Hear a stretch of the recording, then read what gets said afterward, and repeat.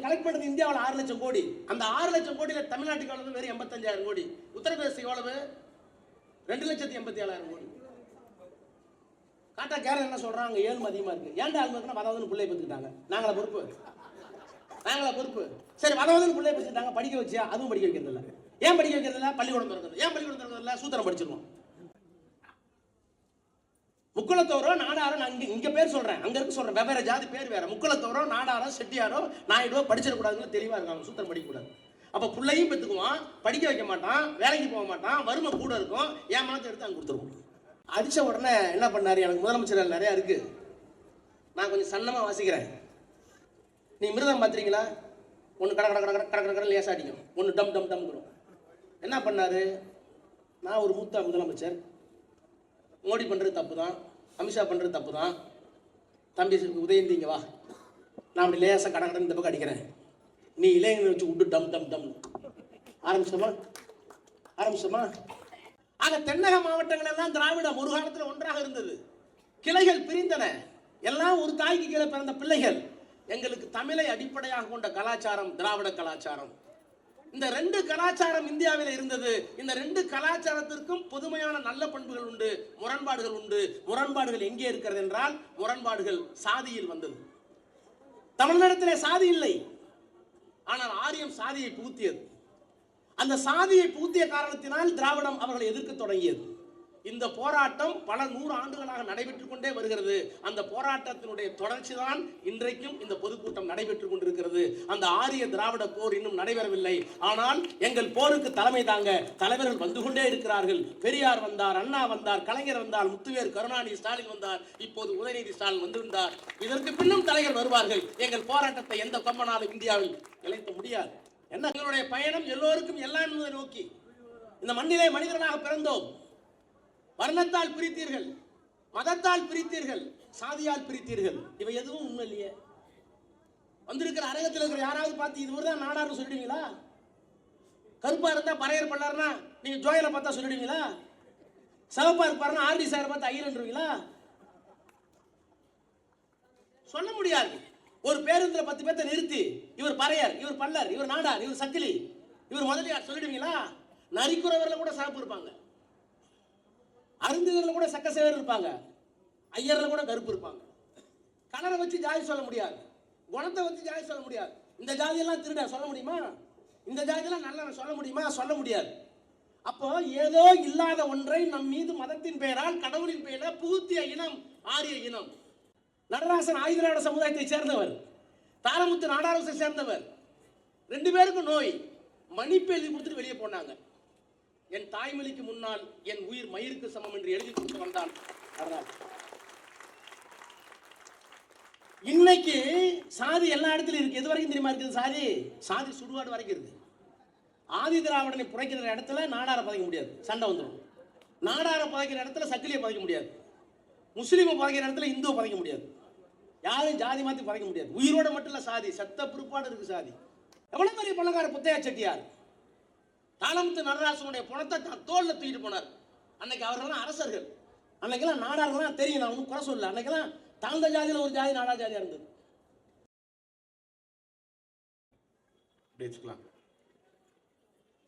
நம்முடைய போட்டத்துக்குரிய கழகத்தின் தலைவர் ஒரு கூட்டத்திலும் ஒரு நிகழ்விலும் உறுதிமொழிக்க சொல்லி நம்ம கட்டளையிட்டிருக்கிறார்கள். அந்த அடிப்படையில் உறுதிமொழி ஏற்கப்படுகிறது. தமிழ்நாட்டின் நலன்களையும் எதிர்காலத்தையும் யாருக்காகவும் எதற்காகவும் விட்டுத்தர மாட்டோம். தமிழ்நாட்டின் உரிமைகளுக்காக ஒன்றுபட்டு போராடுவோம். தமிழ்நாடு போராடும், தமிழ்நாடு வெல்லும், தமிழ்நாடு போராடும், தமிழ்நாடு வெல்லும், தமிழ்நாடு போராடும், தமிழ்நாடு வெல்லும். ஒரு நூற்றாண்டிற்கு இந்த இயக்கத்தை எடுத்து செல்லுகின்ற ஆற்றல் மிக்க அன்பிற்குரிய இளந்தலைவர் மாண்புமிகு இளவல் உதயநிதி ஸ்டாலின் அவருடைய கட்டளையை ஏற்று சார்பில் இந்தி எதிர்ப்பு, நிதி ஒதுக்கீட்டில் தமிழகம் வஞ்சிக்கப்படுவது,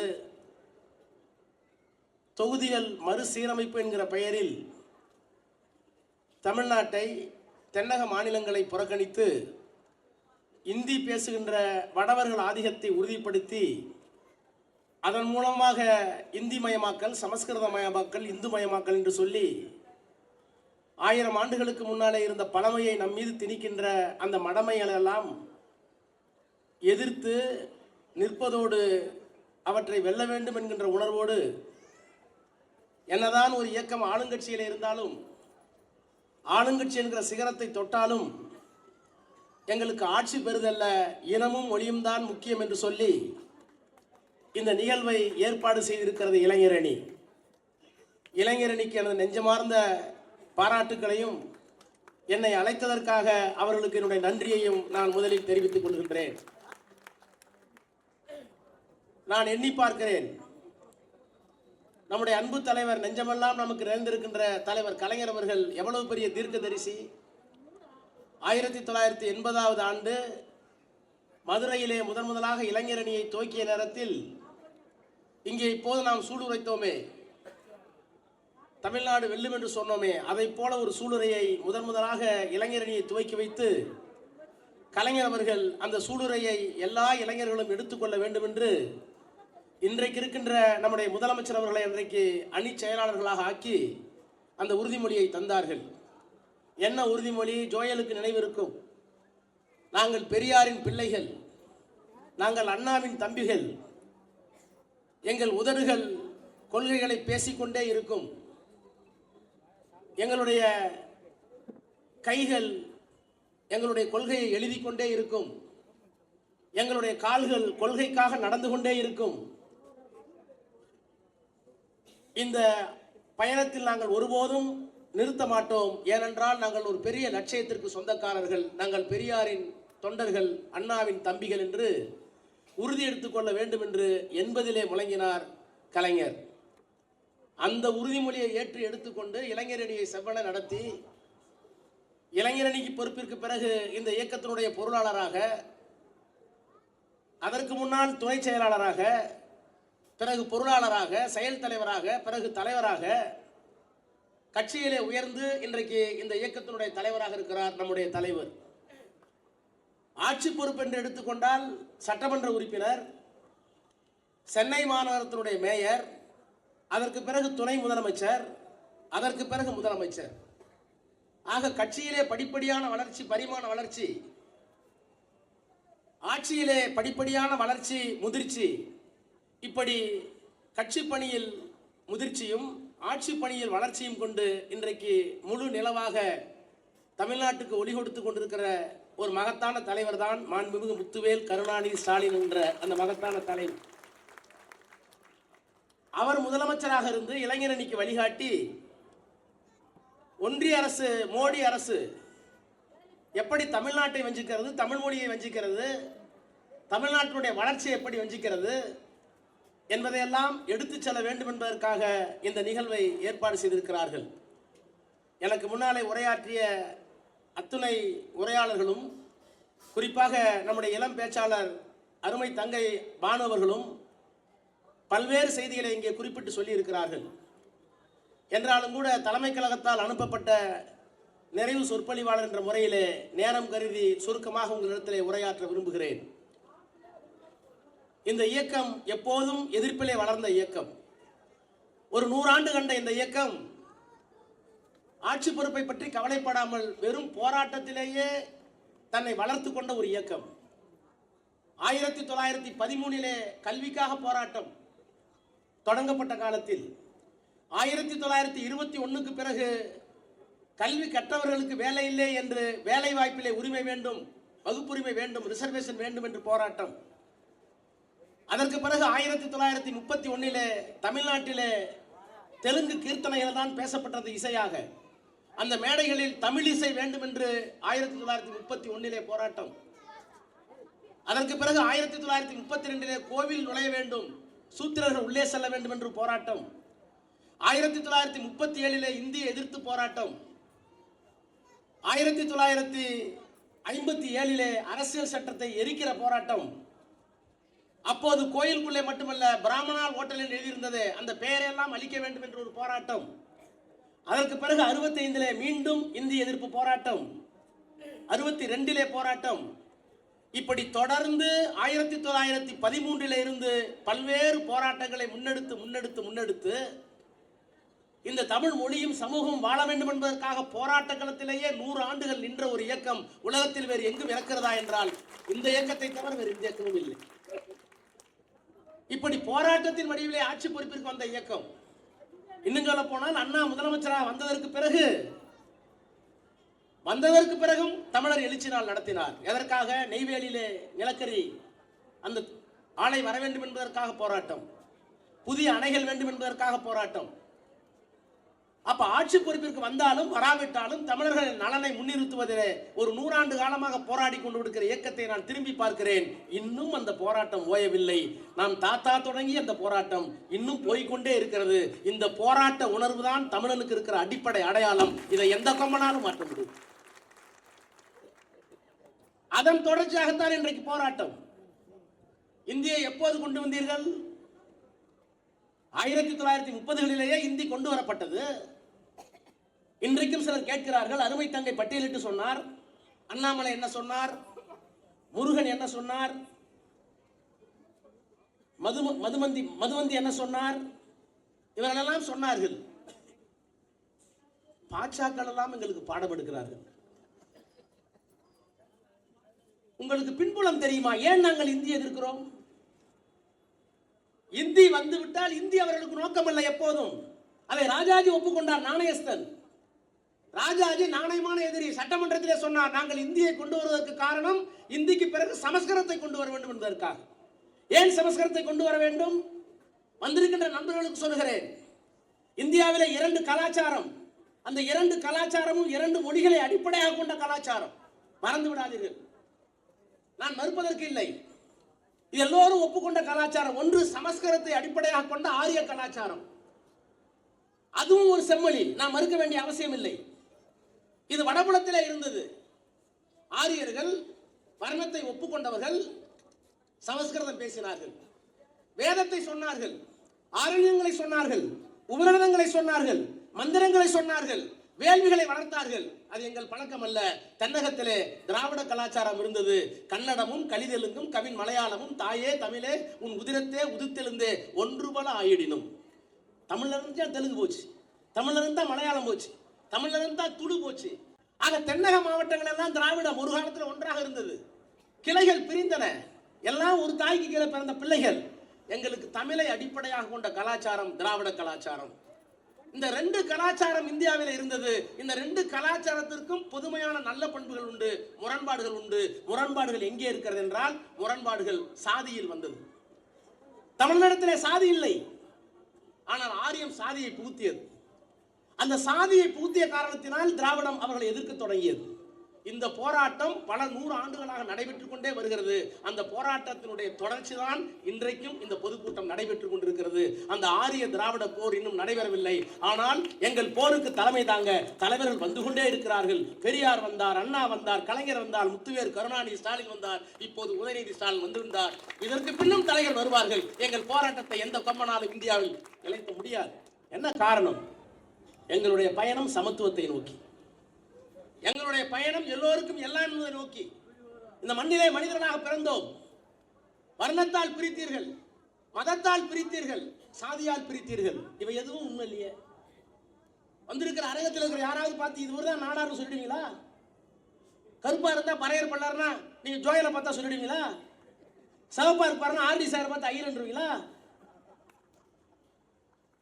சொல்ல முடியாது. ஒரு பேருந்துல 10 பேர்த்த நிறுத்தி இவர் பறையர், இவர் பல்லர், இவர் நாடார், இவர் சக்கிலி, இவர் முதலியார் சொல்லிடுவீங்களா? நரிக்குறவர்ல கூட சிறப்பு இருப்பாங்க, அருந்துகள்ல கூட சக்க சேவர் இருப்பாங்க, ஐயர்ல கூட கருப்பு இருப்பாங்க. கலரை வச்சு ஜாதி சொல்ல முடியாது, குணத்தை வச்சு ஜாதி சொல்ல முடியாது. இந்த ஜாதியெல்லாம் திருட சொல்ல முடியுமா? இந்த ஜாதியெல்லாம் நல்ல சொல்ல முடியுமா? சொல்ல முடியாது. அப்போ ஏதோ இல்லாத ஒன்றை நம் மீது மதத்தின் பெயரால், கடவுளின் பெயரால் புகுத்திய இனம் ஆரிய இனம். அது சமஸ்கிருதம். அந்த சமஸ்கிருதம் வெளிப்படையாகவே தெளிவா சொல்லிச்சு. கண்ணனின் பெயரால் பகவத்கீதை என்ன சொல்லிச்சு? நான் தான் 4 வருணத்தை படைத்தேன். சமூகத்திலே பிராமணன் இருக்கிறான், சத்திரியன் இருக்கிறான், வைசியன் இருக்கிறான், சூத்திரன் இருக்கிறான். இப்படிலாம் நான் தான் படைச்சேன்னு ஒரு கடவுள் சொன்னா அந்த கடவுளை ஏத்துக்காத ஒரு சமயம் நம்ம இடத்துல இருந்தது. அது திராவிட சமயம். யாராலையும் கண்டுபிடிக்க முடியல. நீங்க பாருங்க, நமக்கு சாதி புத்தி இருக்க. நான் எல்லா இடத்துலையும் சொல்லுவேன், நேற்று கூட சொன்னேன். நீங்க வந்து ஜோயலும் ஆர்டி சேகர் போயிட்டு இருக்காருன்னு வச்சுக்கலாம், பஸ்ஸில் பக்கத்தில் வந்து உட்காந்துருப்பான். எங்க ஆர்கே நகர் வரும்போது கேட்பான் ஜோயலை பார்த்து, ஆனால் நீங்கள் எங்கே போகிறீங்க? ஆர்கே நகருக்கு. யாரு நீங்கள்? யாரு உங்களுக்கு இவரை தெரியுமா? யார்? கலாநிதி வீராசாமி தெரியுமா? தெரியுங்க. சொந்தமா உங்களுக்கு? இல்லைங்க. அப்போ ஜோயல் நாயுடு இல்லை. புரிஞ்சுட்டானா? கலாசாமி தெரியலைங்க. ஆர்டி சேகர் தெரியுங்களா? தெரியாதுங்க. பழக்கங்க தெரியாதுங்க. உங்களுக்கு சொந்தங்களா? சொந்தம் இல்லைங்க. ஆஹா, வன்னியர் இல்லை. ஒன்று ஒன்றா ஒதுக்குறான். இவன் கண்டுபிடிக்கிறதுக்கு படாத பாடு. கடைசியா வருவான் ஜோயல். அருணாவுக்கு சொந்தங்களா? ஆமாங்க. நாகா நாடர். பிடிச்சிட்டான். கண்ணுக்கு தெரியாது, உணர்வுகளுக்கு புறப்படாது. ஆனால் கண்ணுக்கு தெரியாத ஒன்றை, புலனுக்கு புறப்படாத ஒன்றை சாதி என்கிற பெயரால் 2000 ஆண்டுகளாக மூளைக்குள் செலுத்தி, நீ இந்த சாதி, நீ உயர்ந்தவன், நான் தாழ்ந்தவன் என்று சொன்ன சமஸ்கிருத பாண்டித்தன் தான் ஆரியம். அது இல்லை என்று சொன்னதுதான் திராவிடம். அப்போ இந்தியை ஏன் கொண்டு வந்தார்கள் என்றால், சமஸ்கிருதம் வர வேண்டும், வருணம் வர வேண்டும் என்பதற்காக இந்தியை கொண்டு வந்தார்கள். இதை புரிந்து கொண்டுதான் தந்தை பெரியார் சொன்னார், இவர்கள் நோக்கம் இந்தி அல்ல. இந்தி வந்துவிட்டால் அடுத்து சமஸ்கிருதம், சமஸ்கிருதம் வந்துவிட்டால் அடுத்து சூத்திரனை படிக்காதம்மா, பழசுக்கு போயிடும். இந்த இந்திய எதிர்ப்பு போராட்டத்தை எவ்வளவு நாள் நம்ம பண்ணியிருக்கோம். சொன்ன ஜாதி எப்படி இருக்குன்னு இன்னைய வரைக்கும் சாதி சண்டை நடந்திருக்கு. ஆனா அந்த இயக்கத்துக்கு மிகப்பெரிய பெருமை என்ன தெரியுமா? பெரிய பெருமை என்ன தெரியுமா? தாளமுத்து நடராசன் போட்டீங்கல்ல, நண்பர்களுக்கு சொல்ற போறீங்கல்ல, தாளமுத்து நடராசன் மாளிகை இருக்குல்ல, அதுக்கு பின்னாடி அர்த்தம் தெரியுமா உங்களுக்கு? 1937 நடந்த இந்திய எதிர்ப்பு போராட்டத்தில் தாளமுத்து நாடார், நடராஜன் ஆதி திராவிடர் 2 பேரும் சிறைப்படுகிறார்கள். மன்னிப்பு கடிதம் எழுதிவிட்டு கொடுத்து விட்டு போ, பெரியாரிடம் போக மாட்டேன் என்று சொல், எழுதிவிட்டு போங்கிறாங்க. காச நோய், நெஞ்சு வலி, துடிக்கிறது, இருமல், சளி வருது வெளியில. நடராசன் ஆதி திராவிட சமுதாயத்தை சேர்ந்தவர், தாளமுத்து நாடாரத்தை சேர்ந்தவர். 2 பேருக்கும் நோய். மன்னிப்பு எழுதி கொடுத்துட்டு வெளியே போனாங்க. என் தாய்மொழிக்கு முன்னால் என் உயிர் மயிருக்கு சமம் என்று எழுதி கொடுத்து வந்தான் நடராஜன். இன்னைக்கு சாதி எல்லா இடத்துலயும் இருக்கு. எது வரைக்கும் தெரியுமா இருக்குது சாதி? சாதி சுடுகாடு வரைக்கும் இருக்கு. ஆதி திராவிடனை புதைக்கிற இடத்துல நாடார புதைக்க முடியாது, சண்டை வந்துடும். நாடார புதைக்கிற இடத்துல சக்கிலியை புதைக்க முடியாது.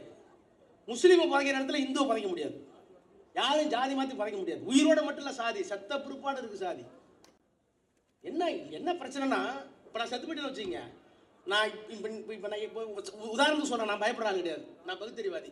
நான் 10 மணிக்கு இறந்து போறேன்னு வச்சுங்க, 9:50 வரைக்கும் சேகர் நம்ம ஆதி சேகர் சொல்லுவார், அண்ணா ராஜா நான் போயிட்டாருன்னு. செத்து போயிட்டாரு வச்சுங்க, பாடி போய் செத்துருச்சான் பாரு. ஏன்னா உயிரோட இருக்கவன் தான் சேகர் வன்னியர். செத்து போன பிற்பாடு பாடின்னு வந்துட்டல, பாடிக்கு சாகு கொடுக்குறாம அங்க போய் பழைக்க மாட்டான். புரியுதா உனக்கு? ஆனால் 1937 எந்த மொழிக்காக போராடினார்களோ, தமிழுக்கு முன்னால் சாதி இல்லை, 2 பேரையும் ஒரே கல்லறையில் புதைப்போம் என்று புதைத்த இயக்கம் உலகத்திலே இயக்கம். வேற யாருக்காவது வரலாறு உண்டா? உண்டா? முத்தையா செட்டியார் எவ்வளவு பெரிய பணக்காரர், எவ்வளவு பெரிய பணக்காரர் முத்தையா செட்டியார். தாளமுத்து நடராசனுடைய பணத்தை தான் தோல்ல தூக்கிட்டு போனார். அன்னைக்கு அவர்கள்லாம் அரசர்கள், அன்னைக்கெல்லாம் நாடார்கள்லாம் தெரியும், நான் ஒன்றும் குறை சொல்லல. அன்னைக்கெல்லாம் தாழ்ந்த ஜாதியில் ஒரு ஜாதி நாடா ஜாதியா இருந்தது, தொடமாட்டாங்க. அந்த சாதியை, தொடக்கூடாத சாதியை தன் தோளிலே தூக்க வைத்த இயக்கம் திராவிட இயக்கம். இவ்வளவு விலை கொடுத்து நாங்கள் வந்திருக்கோம். எத்தனை பேர் சத்தம்? மாணவர்கள். நான் என்னுடைய மாவட்டத்திலே கீழப்பள்ளூர் சின்னசாமி பக்தவச்சல முதலமைச்சர், அவர்தான் இந்தியை கொண்டு வந்தார். திருச்சி ரயிலடியில் போய் ஏறார் முதலமைச்சர் போலீஸ் பட்டாளத்தோடு. திடீர்னு ஒரு இளைஞர் வந்து நேரா போய் பொத்துன்னு காலில் விழுந்தான், போலீஸை தாண்டி. பரபரத்து போய் எழுப்பினார்கள். யார் நீன்னு கேட்டாங்க. நான் கீழப்பள்ளூர் சின்னசாமி, பெரம்பலூர் மாவட்டம், அரியலூர் மாவட்டம், திருச்சி மாவட்டம். என்னப்பா உனக்கு வேணும்? அவர் நினைச்சார் ஏதோ காசு கேட்கறான், இல்லைன்னா வேலை கேட்கறான், இல்லைன்னா உதவி கேட்கறான். நான் ஒன்னும் உன்ட்ட கேட்க வரல, இந்தியை திணிக்காத, என் தாய்மொழி அழிக்காத. உங்களிடம் ஒன்றும் கேட்கவில்லை. என் தாய்மொழியை, என் உணர்வோடு உயிரோடு கலந்திருக்கிற மொழியை அழிக்காதீர்கள். இந்தியை திணிக்காதீர்கள் என்று சொன்னபோது காலால் இடர்விட்டு போனார் பக்தவச்சலம். பக்தவச்சலம் காலையில் 6 மணிக்கு வந்து மலைக்கோட்டையில் சென்னையில் இறங்கினார். சென்னையில் வந்து இறங்குற நேரத்தில் உளவுத்துறை ஒரு பேப்பர் கொடுத்துச்சு, யாரை நீங்கள் காலால் இடர்விட்டு வந்தீர்களோ அந்த இளைஞன் மண்ணெண்ணை ஊற்றிக்கொண்டு தமிழ் வாழ்க தமிழ் வாழ்க என்று முழங்கி விட்டு மரித்து போனான். அங்க தொடங்குச்சு எங்களுக்கு 65. இவ்வளவும் பண்ணி எல்லாம் பண்ணி ஜனநாயக ரீதியாக இருந்த நேரு எங்களுக்கு ஒரு உறுதிமொழியை கொடுத்தார். என்ன உறுதிமொழி? இவ்வளவு பெரிய போராட்டத்தை பார்த்த நேரு ஒரு நாணயமான அரசியல்வாதி, ஒரு நல்ல அரசியல்வாதி, ஒரு பிராமண சமுதாயத்தில் பிறந்தார். ஆனால் அவர் என்ன சொன்னார்? ஐ மீன் அக்னஸ்டிக்னர், நான் கடவுளை பற்றி கவலைப்படாதவன். இருக்கா இல்லையாங்கிறத. பெரியார் கடவுள் இல்லைன்னார். பெரியார் கடவுள் இல்லைனாரு, இல்லவே இல்லைனாரு. அதை விட ஒரு படி மேலே போய் சொல்லி கடவுளை கற்பித்தவன் முட்டாள்னாரு, வணங்குறவன் காட்டு மிராண்டினாரு, பரப்புறவன் அயோக்கியெல்லாம் சொன்னார். அவரை தவிர யாரும் சொல்ல முடியாது. அவர் தான் சொன்னார். ஏன் அவர்கிட்டே போய் கேட்டாங்க, ஒரு முடிவு பண்ணாங்க, ரொம்ப திட்டுறாரு கடவுளை, அதை விட மதத்தெல்லாம் திட்டுறாரு, சாதியை ஒழிக்கிட்டு தப்பு இல்லை அப்படின்னு அவர்கிட்ட போய் கேட்டாங்க. யாரு? ஒரு கிறிஸ்தவ சாமியார், ஒரு முல்லா, ஒரு இந்து, 3 பேர் போய் கேட்டாங்க. எங்க? திருப்பனந்தாள் பக்கத்தில் போய் ஐயாட்ட போய் கேட்டாங்க. நாங்கள் 3 மாதத்தில் வந்திருக்கோம், நீங்கள் சாதி வேணான்னு சொல்லுங்க, மதம் வேணான்னு சொல்லுங்க, கடவுளை கற்பித்தவன் அயோக்கிய, கடவுள் இல்லவே இல்லை, கடவுள் இல்லவே இல்லைங்கிறீங்களா, கடவுள் இல்லாமல் எப்படி உலகம் இருக்கும்? அவர் பெரியார் எப்பயும் கோச்சிக்க மாட்டார். எல்லாத்தையும் டீ கொடுத்து காஃபி கொடுத்து, இப்போ சொல்லுங்கய்யா, நீங்கள் அல்லாஹ் கும்பிடுறீங்க, நீங்கள் அவர் பக்கத்தில் இருக்க இவர் கும்பிட்ற இந்து கடவுள் கிருஷ்ணனையும் இவர் கும்பிட்ற இயேசுநாதர் நீங்கள் ஒத்துக்கலாங்கய்யா, அந்த கடவுள் அவங்களுக்குன்னு கேட்டார். அந்த கடவுள் என்ன கடவுள் இல்லைன்ட்டான். அப்புறம் கிறிஸ்டியனை கேட்டாயோ, நீ இயேசு கொடுத்து கும்பிடுற, நீ அவர் கும்பிட்ற கிருஷ்ணனும் இவர் கும்பிட்ற அல்லாவும் உனக்கு கடவுள் என்ன, அந்த கடவுள் எனக்கு கடவுள்ன்ட்டு. அப்புறம் அவரை கேட்டார் இந்து முஸ்லீமா, எப்போ அவனுக்கு அல்லா தான் கடவுள், இவங்க 2 பேரும் சொன்ன கடவுள் கடவுள், அந்த கடவுள் எனக்கு கடவுள்ன்ட்டு. ஏன் கடவுளை நீங்கள் பாதியாக இல்லைங்கிறீங்க, நான் ஒட்டுமொத்தமாக பண்ணுறேன், என்ன பிரச்சனை என்ன பிரச்சனைன்னு கேட்டார் பெரியார். மனிதனுக்கு மனிதன் தொடக்கூடாது, கண்ணில் படக்கூடாது, பார்த்தால் பாவம், தொட்டால் தீட்டு, குளத்திலே தண்ணீர் எடுக்கக்கூடாது, தெருவிலே நடக்கக்கூடாது என்பவை போன்ற கொள்கைகள் தாண்டவமாடுகிற ஒரு நாட்டை பூகம்பத்தால் அழிக்காமலோ, சண்டமாறுதத்தால் துகளாக்கப்படாமலோ, சமுத்திரம் மூழ்கடிக்க செய்யாமலோ பார்த்த பிறகும் கடவுள் ஒரு இருக்கிறார் என்றால் நான் எப்படி நம்புவது? பெரியார் தான் கேட்டார். டேய், கடவுள் இருக்கிறனா ஏன்டா நம்பணும்? நான் கடவுள் தான் படிச்சானா? புளிய படிக்கும் போது ஜாதி படிக்கல, ஆட்டுக்குட்டி படிக்கும் போது ஜாதி படிக்கல, ஒன்னும் படிக்கும் போது பறையனா பல்லனா படிச்சிருக்கான், ரெட்டியாரா படிச்சிருக்கான், மண்ணியாரா படிச்சிருக்கான், நாடாரா படிச்சிருக்கான். சரி, படிச்சுட்டு போறான், இந்தந்த தொழில் அவன் தான் பண்ணுங்கிறான், படிக்காதங்கிறான், எழுதாதங்கிறான். ராஜா மத்திய அமைச்சர் பேசிட்டு எங்க தாத்தா தீண்டாமைக்காக ஓடி இருக்காரு இலங்கைக்கு. இலங்கை 1910 தீண்டாமைக்கு வறுமைக்கு ஓடி இருக்காரு ராஜாவோட தாத்தா. அவங்க அப்பா 1963 25 ஏக்கரை வாங்கி பெரிய பணக்காரர் ஆயிட்டார் ஓரளவுக்கு. அவருக்கு பிறந்த நான் மத்திய அமைச்சர் ஆயிட்டேன். எனக்கு கொஞ்சம் ஜாதி என்னன்னு தெரியும். ஊர்ல என் பொண்ணு லண்டன்ல படிக்குது பெரிய யூனிவர்சிட்டியில. அந்த பொண்ணுக்கு என்ன தெரியும்? போய் ஜாதினா ஒரு அரவிடும். பெரியார் வாழ்க. அதான் நிற்கிறார் பெரியார். அப்ப இந்த 100 ஆண்டு காலத்தில் தீண்டாமையில ஓடிப்போன, இலங்கைக்கு ஓடிப்போன ஒருவருடைய பேரை இன்றைக்கு மத்திய அமைச்சராக, அவருடைய பிள்ளை இன்றைக்கு இருக்குன்னா என்ன காரணம்? அப்போ இதை எல்லாம் அறிந்த நேரு சொன்னார், தமிழர்களுடைய போராட்டத்தை ஒப்புக்கொண்டு 65 இந்திய போராட்டத்துடைய உக்கிரத்தை ஒப்புக்கொண்டு நாடாளுமன்றத்திலே உறுதி கொடுத்தார். உறுதி கொடுத்தது மட்டுமல்ல, அன்றைக்கு நாடாளுமன்ற உறுப்பினராக இருந்த சம்பத்துக்கிட்ட ஈவேக்கு சம்பத்துக்கு ஒரு கடிதம் எழுதினார். நான் உறுதி அளிக்கிறேன், தமிழ்நாட்டில் நீங்கள் விரும்புகிற வரை இந்தியை நாங்கள் திணிக்க மாட்டோம், ஆங்கிலம் தான் தொடர்பு மொழியாக இருக்கும் என்று 62 ஒரு கையெழுத்து போட்டு லெட்டர் எழுதினார். நீங்க நினைச்சு பாருங்க, 62 அண்ணா எழுதின லெட்டரை, அண்ணாவுக்கு எழுதின லெட்டர் அண்ணாவுக்கு எழுதுறாரு, இதை போய் உங்க தலைவர்கிட்ட கொடுத்துருங்க, நான் இந்தியை திணிக்க மாட்டேன். அந்த கடிதத்துக்கு கடற்கரை கூட்டம் போட்டார் அண்ணா.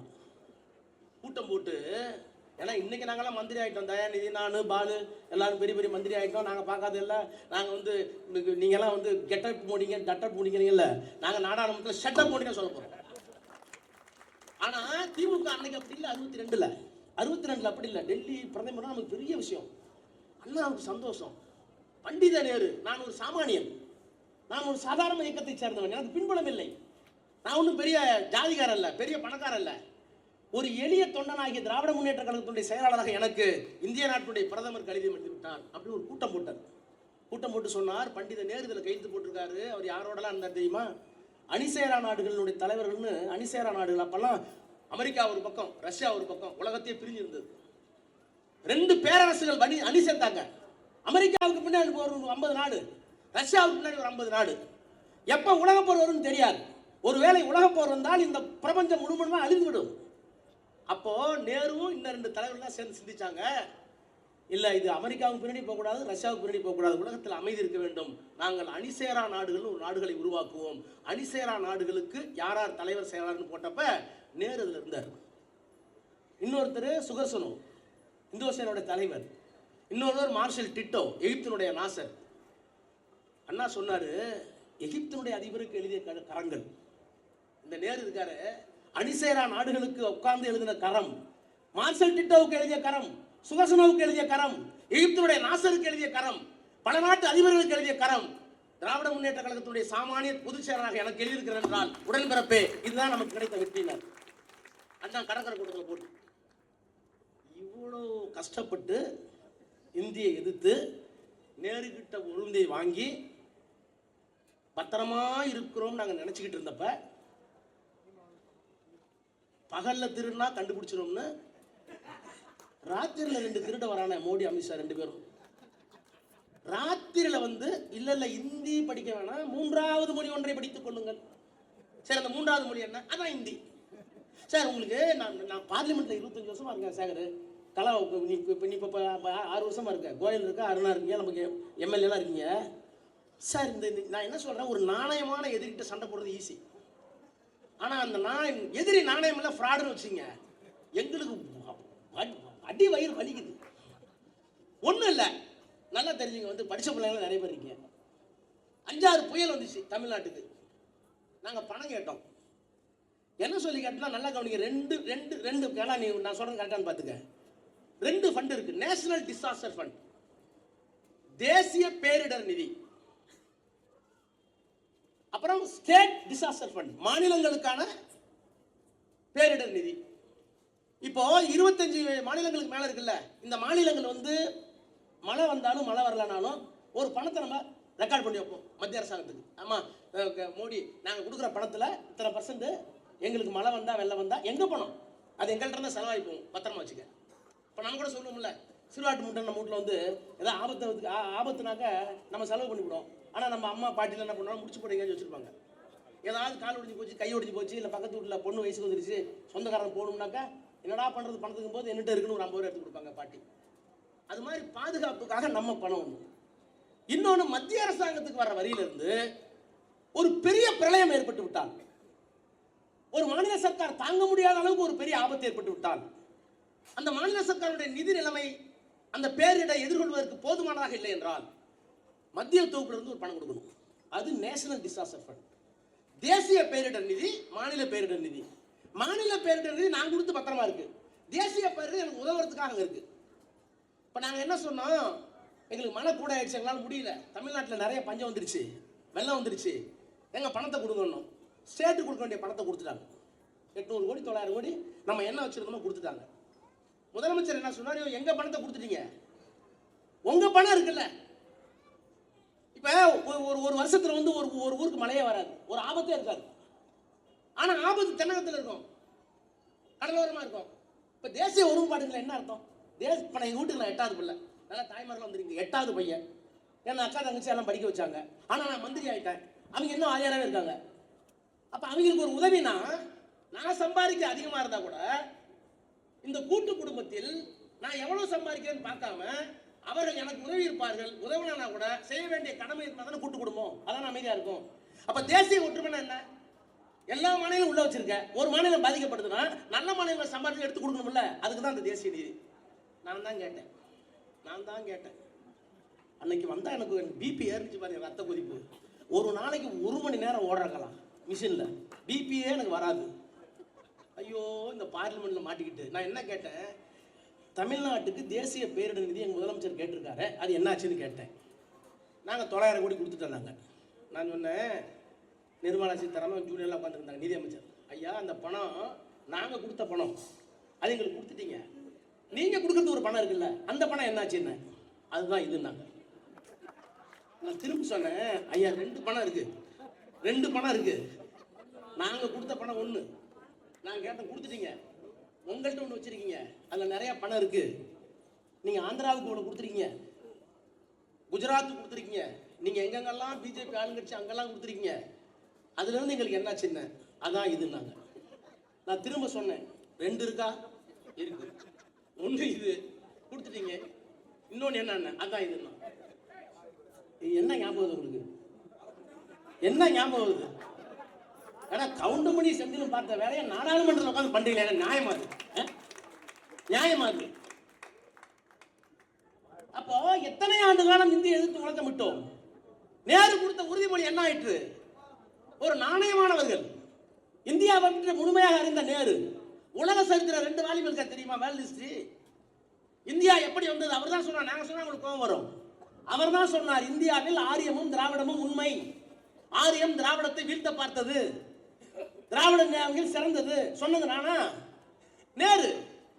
அப்ப நேரு காலத்திலேயே ஒரு முடிவு செய்து விட்ட பிறகு இப்ப மோடி அமித்ஷா வந்து இந்தியை நாங்கள் திணிப்போம் என்று சொன்னால், நாங்க நேருவையே பார்த்தோம், நேருக்கே கருப்பொடி காட்டினோம், சுதந்திரம் வாங்கி கொடுத்த நேருவையே நாங்க ஓட விட்டோம், சுதந்திரம் வாங்குற காந்தியவே நாங்க விமர்சிச்சோம், இவ்வளவு பெரிய காங்கிரஸ் இயக்கத்தையே தூக்கி போட்டோம், இவ்வளவு பெரிய காமராஜரையே நாங்க எதிர்த்து நின்னோம். காமராஜரால் முடியாததை, நேருவால் முடியாததை, காந்தியால் முடியாததை, சர்தார் பட்டால் முடியாததை தமிழ்நாட்டில் வந்து நீங்க கிழிச்சிருவீங்களா? நாங்க விட்டுருவோமா?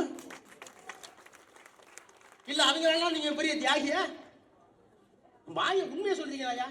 நான் வந்து டீ ஆத்தின ஒரு கடையை கட்டுறாரு, நான் எளிமையானவன் டீ ஆத்தினேன் அப்படின்னு ஒரு படம் போடுறாரு. அந்த டீ ஆத்தின கடை இது வரைக்கும் எங்க இருக்குன்னு எவனாலும் கண்டுபிடிங்க. நான் சொல்றது உண்மை தானே? அந்த ஏங்க கலாநிதி எம்பிபிஎஸ் டாக்டர் எழுதிட்டார்ல, எனக்கு டவுட் வருது, உண்மையான டாக்டர் சர்டிஃபிகேட் கொடுக்கணும்ல. மோடி எம்ஏ நாங்க சர்டிஃபிகேட் கட்டினா இதுவரை கொடுக்க மாட்டேங்கிறோம். ஏன்னா ஒரு நாட்டினுடைய பிரதமரே ஃப்ராடா இருந்தா நாங்க என்ன வரும்? இத நான் சொல்லல சார், நான் விளையாட்டுன்னு சொல்லல. அதானிக்கு மேல என்ன வந்து ரிப்போர்ட்? அதானிய 10 நாடுகளுக்கு அழைத்து கொண்டு போனார் மோடி. அவர் முன்னிலையில கையெழுத்து நடந்தது பல ஆயிரம் கோடி ரூபாய்க்கு. என்னுடைய நண்பர் கையெழுத்து போடுங்க, ஆஸ்திரேலியா கையெழுத்து போட்டுச்சு, இலங்கை கையெழுத்து போட்டுச்சு, எல்லா நாடும் கையெழுத்து போட்டுச்சு இல்ல. இவர் கையெழுத்து போட்டதுக்கு பிறகு அந்த அதானி கம்பெனியுடைய மதிப்பு கூடுனுச்சு, 10 லட்சம் கோடி கூடுனுச்சு. இதை ஹிண்டன்பர்க் நிறுவனம் கண்டுபிடிச்சது.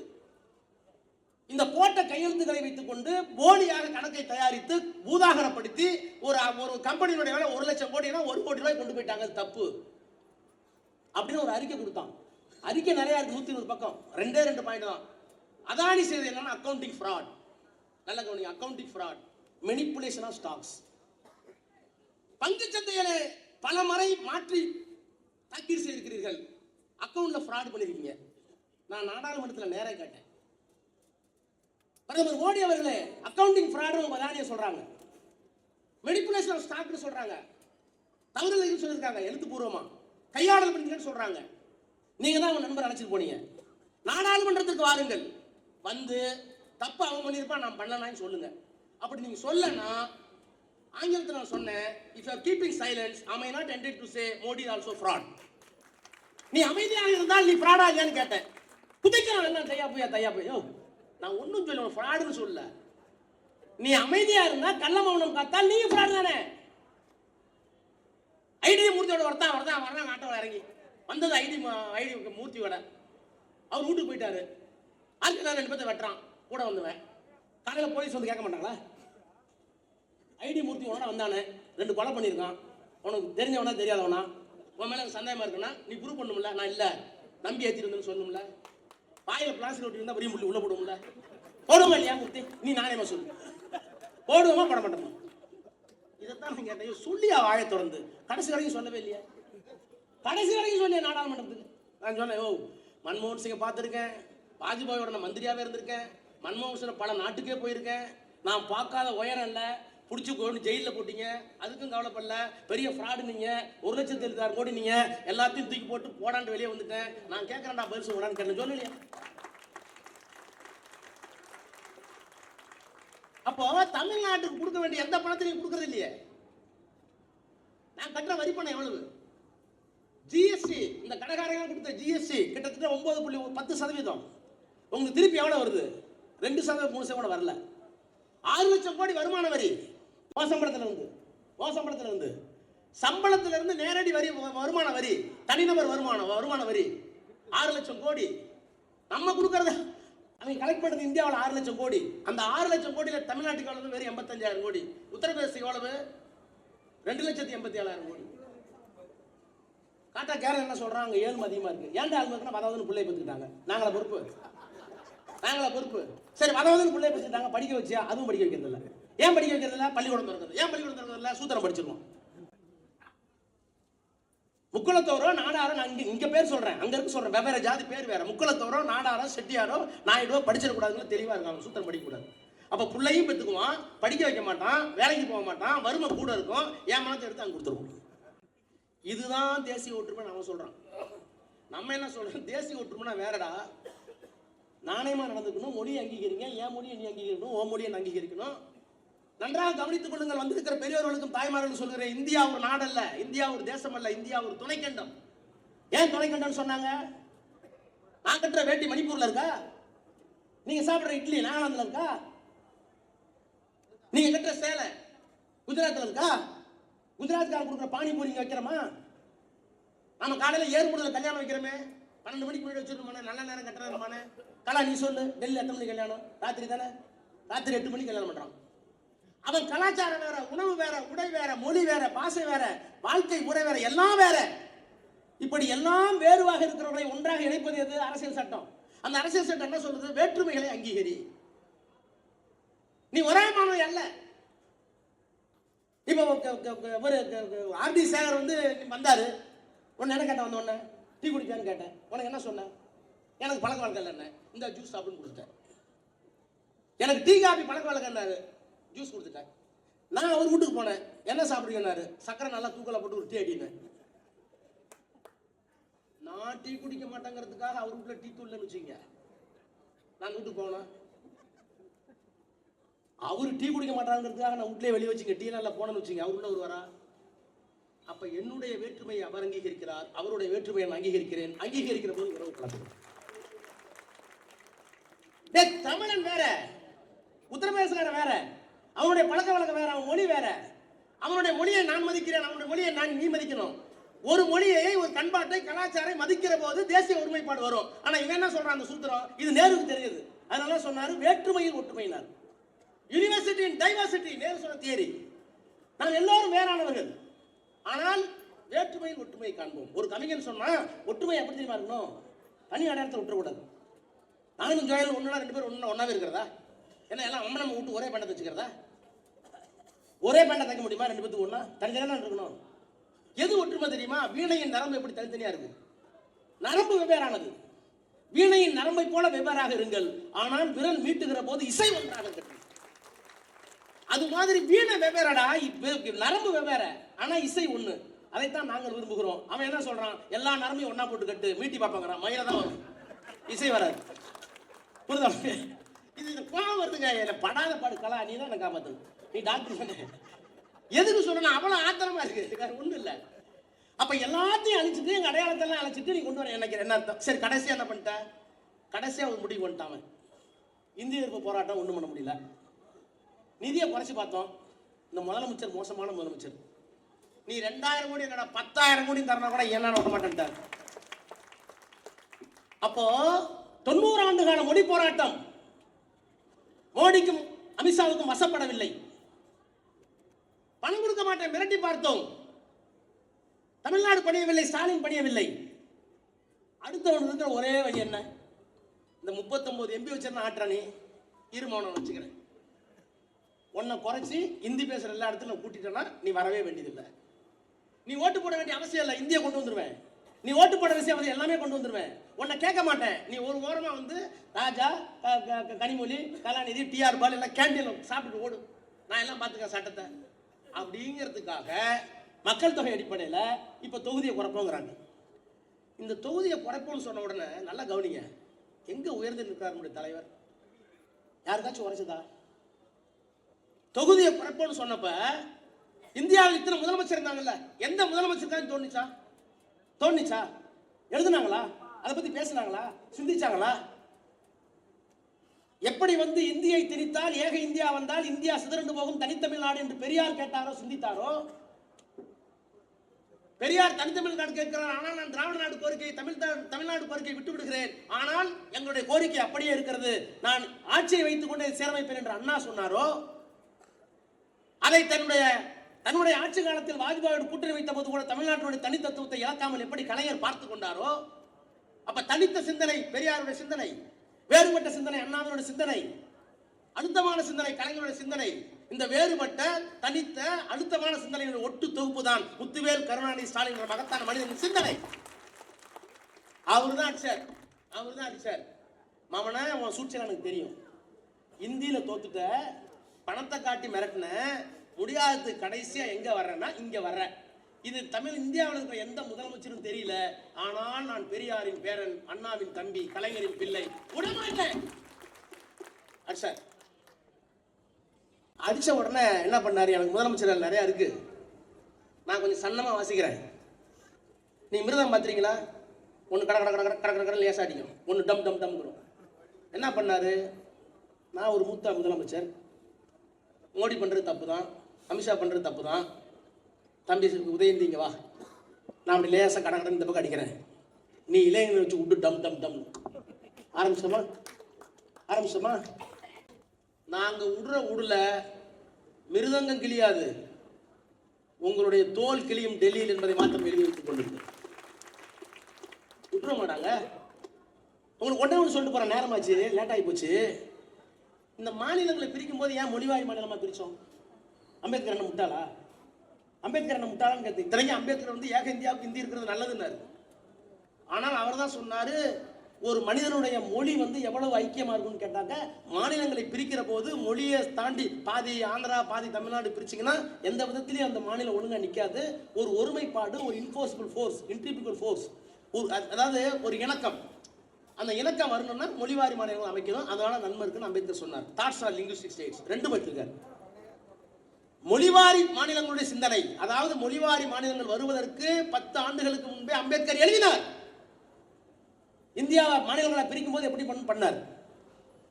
அதே மாதிரி இந்தியா பாகிஸ்தான் பிரிய வேண்டுமான்னு கேட்டப்ப அவர் தான் thoughts on Pakistan, partition of India, இந்தியாவுடைய பாக பிரிவினை அல்லது பாகிஸ்தான் பற்றிய சிந்தனைகள். தன்னுடைய 400 புத்தகத்தில் ஒரு பெரிய ஆய்வு எழுதினார். அம்பேத்கர் எழுதின பிறகு 10 ஆண்டுகளுக்கு பிறகு தான் பாகிஸ்தான் பிரிஞ்சது. எப்படி பாகிஸ்தான் பிரிஞ்சாங்கன்னு கேட்டப்ப என்ன தெரியுமா பண்ணாங்க? எல்லாத்துக்கும் புரியல. ப்ரொஃபசர் ரங்காவுக்கு புரியல, அம்பேத்கருக்கு புரியல, சார் நேருவுக்கு புரியல, ராஜாஜிக்கு புரியல, காந்திக்கு புரியல. பாகிஸ்தான் கொடுக்கறது முடிவு பண்ணியாச்சு. எப்படி பிரிப்ப, எந்த இடத்துல கோடு போடுவ? அப்பதான் ப்ரொஃபசர் ரங்கா சொன்னார், ஆந்திராக்காரரு, ஒன்றும் கவலைப்படாதீங்க, 10 வருஷம் முன்னாடி அம்பேத்கர் சிந்திச்சிட்டாரு, அதனால எழுதி புத்தகத்தில் இருக்குது, அந்த கோடு எங்க இருக்கோ அது இன்னைக்கு பாகிஸ்தான் இந்தியா பிரிஞ்சது. அம்பேத்கர் அப்பவே திங்க் பண்ணார். அம்பேத்கர் பேனா போட்ட கோடு தான் இந்தியா பாகிஸ்தான் இன்றைக்கு வரையறுக்கப்பட்டிருக்கிறது என்றால் அவர் எவ்வளவு பெரிய மகான். அவர் தான் சொன்னாரு, மொழிவாரி மாநிலங்கள் அமைய வேண்டும் என்றால் அதற்கு என்னென்ன நன்மைகள் இருக்குது என்று சொன்னார். அப்பதான் ஒரு ஐக்கியம் ஏற்படும், ஒரு மாநிலம் முன்னேறும் என்று சொன்னார்.